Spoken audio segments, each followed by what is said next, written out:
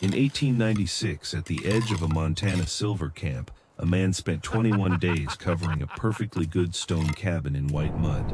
Not paint, not decoration, a thick, bone-white shell. The cabin had been dark before. Built from black porphyry hauled out of the same gullies where the miners dumped their broken ore. The walls were 20 inches thick. The corners were square. The roof was low, heavy, practical. It looked like a place that could survive the mountains. Then Tomaso Rinaldi ruined it. At least, that was what the men at Quartz Creek said.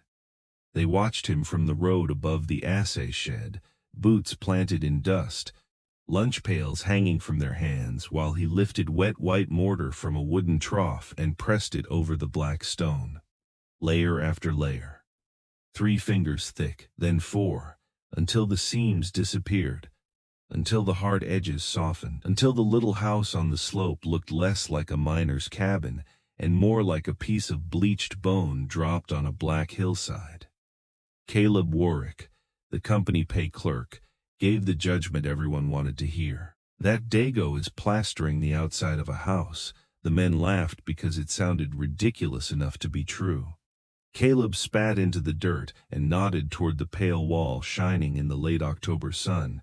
First wet snow, it'll peel. First thaw, it'll run.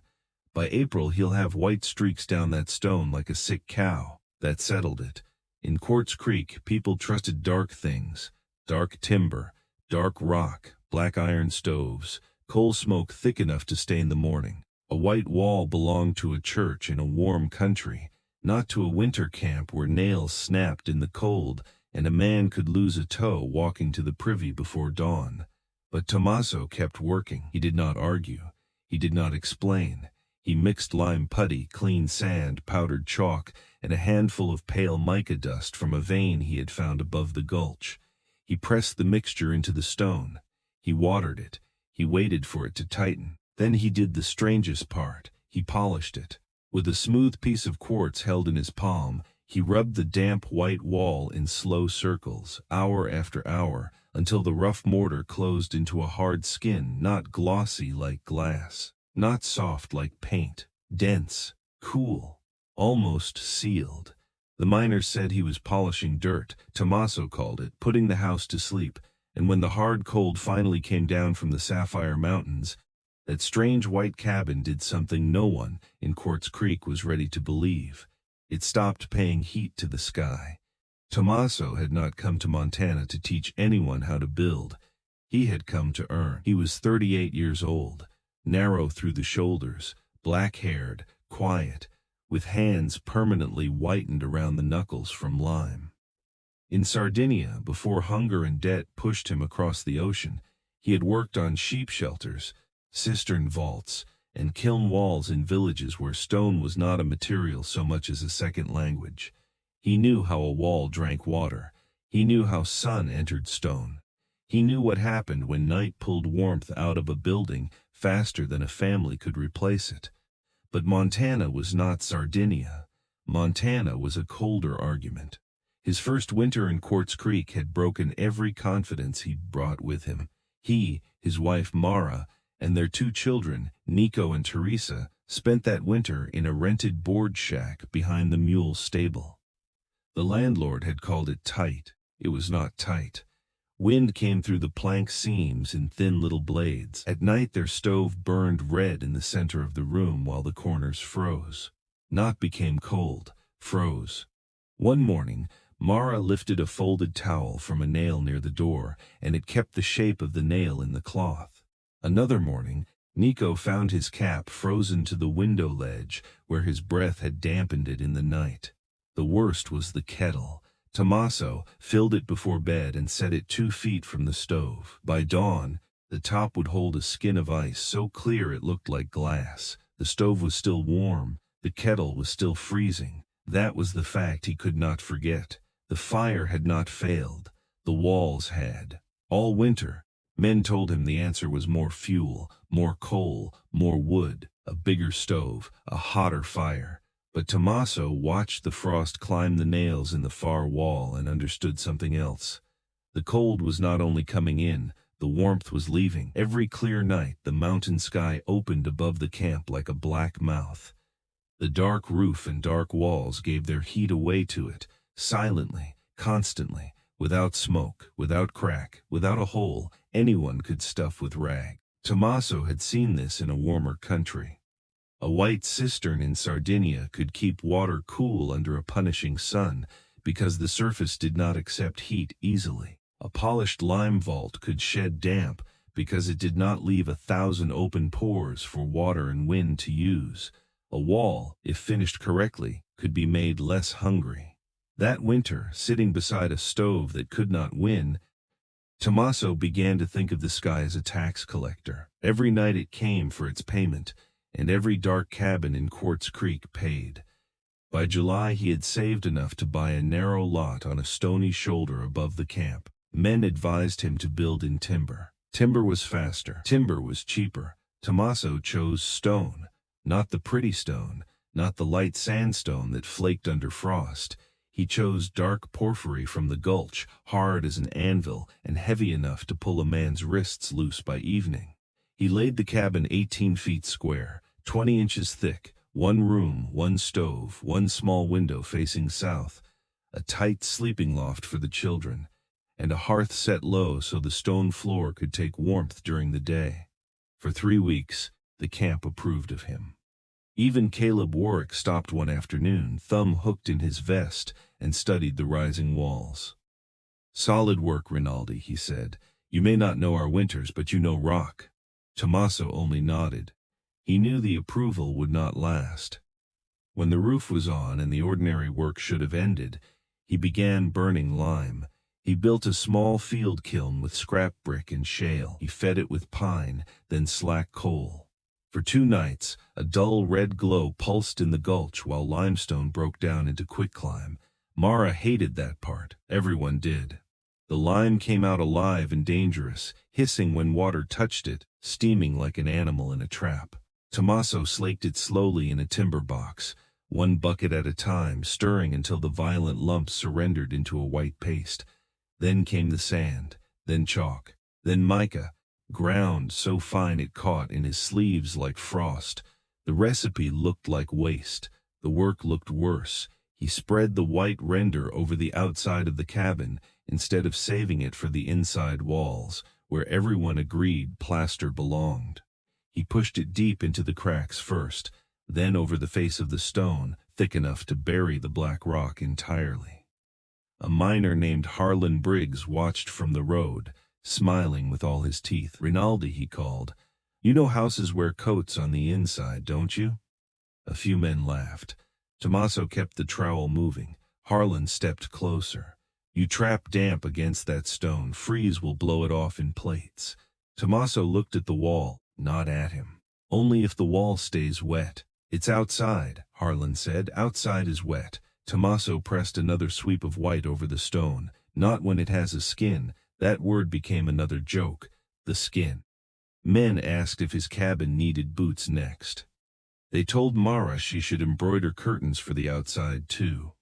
Even Mara, who knew her husband's patience better than any person alive, stared at the bright walls with unease. One evening she came out carrying a bowl of beans and stood beside him in the blue shadow. "It shines too much," she said quietly. "People see it from the road." "They are supposed to see it," Tomaso said. "Why?" He set down the quartz stone, wiped white paste from his fingers and pointed at the darkening sky above the ridge. "Because that is what sees us first." Mara followed his hand upward. The first stars were already out. He said, "The fire is inside, the tax is outside, so the answer must stand between them." She looked at the white wall again. It seemed foolish. It seemed beautiful. It seemed like a thing from another life brought into the wrong country. But she did not ask him to stop. By the last week of October, the cabin had changed completely. The black stone was gone beneath a smooth white sheath, not flat white like fresh paint, but mineral white, uneven in the way bone is uneven, with faint silvery specks where mica caught the light. When the sun hit it, the cabin did not glow warmly.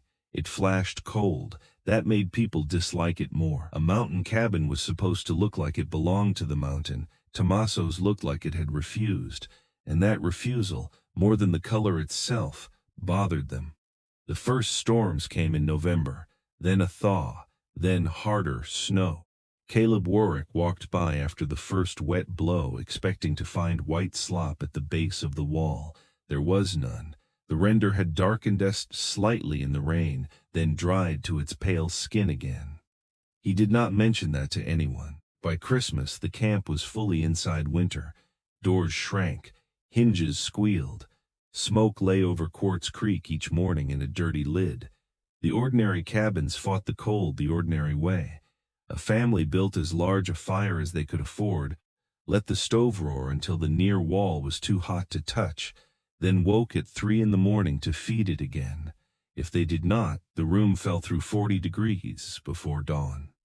At the Briggs cabin, Harlan's wife kept blankets nailed over 2 walls, not the windows, the walls, because frost formed there in ghostly squares around the nail heads. At the boarding house, miners slept in wool caps with boots under their pillows so the leather would stay pliable. The camp used more fuel than any winter Caleb could remember. Coal bins emptied early. Wood piles fell fast. The men cursed the stove makers, the timber, the gaps, the doors, the weather, the price of coal, and God.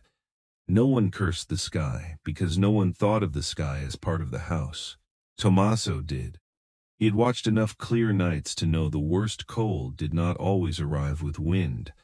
Sometimes it arrived with stillness. Clouds were a blanket.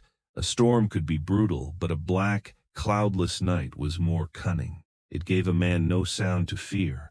It simply opened the roof of the world and drew heat upward until the earth itself seemed to go hollow. The old miners called those nights glass nights. The stars came sharp. The air stopped moving. The cold did not blow. It looked down. On January 9, 1897, the glass nights began. A high-pressure ridge locked itself over western Montana. The clouds vanished, the moon hardened. For 11 nights, the temperature at the mine office thermometer never rose above 18 below after sunset. On the 7th night, it reached 36 below zero. At that temperature, sound changed. A gate latch did not click, it cracked. A man coughing outside sounded like cloth tearing. Water thrown from a bucket turned to powder before it hit the ground. Inside the ordinary cabins, families fought with everything they had. Harlan Briggs burned fence rails after midnight. The boarding house stove warped one of its iron plates from being overfired. Caleb Warwick woke before dawn and found the ink bottle on his desk frozen solid, though the stove in the next room still held coals. At Tomaso's cabin, the children slept through the night. That was the first miracle, though no one saw it. The second was Mara's bread sponge. She kept it in a brown crock at the far end of the room, on a shelf against the wall most distant from the stove. In the rented board shack the year before, that shelf would have killed anything living by midnight. Now, on the worst mornings of the cold wave, the sponge still lifted its little bubbles under the cloth, not warm, not hot, alive. Tomaso used less than half the coal Harlan burned. He did not keep the stove red. He did not wake every hour. At dusk, he let the stone mass take heat. At night, he banked the fire low. The room did not spike and collapse. It held. The floor was cool but not cruel. The ceiling was warm but not stifling. The walls did not pull the life out of skin. A hand placed against them felt only a calm mineral chill. On the 8th morning, Mara poured water from the night pitcher without breaking ice. The sound of liquid water falling into a basin made her stop. She looked at Tomaso. He had heard it too. Outside, the camp was locked in a cold so severe men were leading mules into the blacksmith shop to keep them alive. Inside the white cabin, water poured. That sound was proof, not a theory, not pride, proof. The person who carried the proof down into Quartz Creek was not Tomaso, it was Ruth Bell. Ruth was the telegraph clerk, and sometimes the mail rider when the drifts allowed it. She was 27, sharp-faced, and considered nosy by people who preferred not to call it accuracy. She knew who had money coming, who had family sick in Helena, who had lied about a remittance, and whose stove smoked badly enough to stain the roof snow-brown. On the 9th morning of the glass cold, Ruth rode the lower road before sunrise with a pouch of letters under her coat. She measured the camp by chimneys. Everybody did, whether they admitted it or not. Smoke meant heat. Heat meant life. The Briggs chimney was throwing a black column. The boarding house chimney roared so heavily sparks spat above it in orange dots. Caleb Warwick's house smoked from 2 flues at once. Then Ruth looked up the slope. Tomaso Rinaldi's chimney showed nothing. No black smoke, no gray thread, no white steam, nothing. Her stomach tightened. She turned her horse toward the cabin. Halfway up the slope, the sun came over the ridge. The light moved across the camp in a hard silver line. It hit the black roofs first, then the hoarfrost on the fences, then the white cabin. The cabin did not simply brighten, it answered. The polished limeskin caught the sunrise and threw it back, pale gold at first, then white, then almost blue, where the mica flashed. The whole building stood clean and quiet above the smoke-choked camp, as if it belonged to a different winter. Ruth reined in. The place looked impossible. A house with no smoke should have looked dead. This one looked awake. She knocked anyway. Mara opened the door with flour on her wrist. Warm air touched Ruth's face, not the savage blast of an overfed stove, a steady warmth. Behind Mara, Nico was sitting on the floor mending a toy sled. Teresa was barefoot on a rug. Barefoot in January at 30 below. Ruth forgot the letter in her hand. She looked at the stove, a small bed of coals, nothing more. Then she looked at the far shelf and saw the bread crock with its cloth lifted by swelling dough. Ruth Bell was not a woman given to religious language, but later, in the telegraph office, she said the White House had kept summer in a jar. That line traveled faster than any official report. By noon, Caleb Warwick had heard it. By supper, every man who had laughed at the White Wall had heard it twice. Caleb did not like being corrected by rumor, especially not by a cabin he had publicly condemned. But the cold had made pride expensive. His coal shed was down to 1/3. His wife had hung quilts over the inside walls of their parlor. His ink was still thawing on the stove. The next afternoon, carrying a rolled ledger as an excuse, he walked up to Tomaso's cabin. Tomaso invited him in without surprise. Caleb stepped over the threshold and stopped. The warmth confused him first. A normal cabin was hot at the stove and cold everywhere else. It had regions, weather inside the room. A man learned where to stand and where not to sit. This cabin did not have weather. It had one temperature. Caleb removed one glove and walked toward the far wall. He knew what should happen. Every exterior stone wall he had touched in winter bit the hand. Even through plaster, even through boards, it pulled warmth from skin with that familiar dead greed. He laid his palm flat on Tomaso's white wall. Nothing bit. The wall was not warm. That was not the shock. The shock was that it was not stealing. Caleb pressed harder, as if force would reveal the trick. It did not. The wall felt cool, dry, and strangely still, like a jug kept in shade. He turned toward the stove. Small coals, toward the children, bare feet, toward the shelf. Living dough. He had built ledgers his whole adult life. Columns, debts, payments, balances. He understood loss when it could be written down. But this loss had never appeared in ink. Every night, his own house had paid heat upward into a sky he had never entered into the account. Tomaso had entered it. Caleb looked back at the wall. "What is it doing?" he asked. Tomaso took his time. He was not a scientist. He did not have the English for every part of what he knew, but he had the patience of a man explaining stone to someone who had only ever counted it by the wagon load. "Dark rock gives itself away," he said. "Wet rock gives more. Rough rock gives faster." He tapped the white surface with one knuckle. "This keeps dry. This keeps still. This does not drink the night so quickly." Caleb frowned. The night, Tomaso pointed upward. The clear sky it takes. In later years, Engineers would use colder words: radiation, emissivity, thermal mass, air sealing, moisture control. They would explain that a dark, rough, damp exterior surface can shed heat brutally into a clear night sky. They would explain that a wall is not only a barrier against wind, but a surface in a constant exchange with everything it faces. They would explain why trapped moisture makes masonry colder, why moving air strips heat, why a smooth, dry mineral skin changes the way a heavy wall loses energy. They would invent better materials: foil-faced barriers, low-E glass, coatings measured in laboratories instead of remembered by hand. Tomaso had none of that language. He had a memory of white cisterns under Mediterranean sun. He had lime burns on his wrists. He had one winter in a rented shack, watching water freeze beside a living stove. And he had understood the important part before he understood the terminology. A house does not only need heat, it needs a way to keep from surrendering it. Caleb visited the cabin twice more during the cold wave. The third time, he brought Harlan Briggs. Harlan said very little. He stood beside the far wall with his hat in both hands, looking at the children's bare feet as if they were evidence in court. The following week, when the weather finally broke, Harlan walked to Tomaso's lot with a wheelbarrow full of limestone and asked what sand to use. By spring, 4 men were slaking lime behind their cabins. By autumn, there were 11 white houses in Quartz Creek and 2 more at the smaller camp beyond the ridge. Not all were done well. Some were too thin, some cracked. Some men skipped the polishing and learned why Tomaso had not.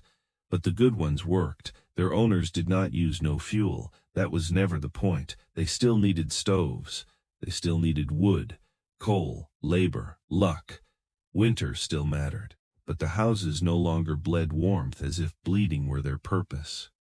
Families reported coal piles lasting weeks longer. Water buckets stopped freezing solid in the far corners. Bread rose more reliably. Children slept farther from the stove. The rooms felt less like a campfire in a cave and more like shelter.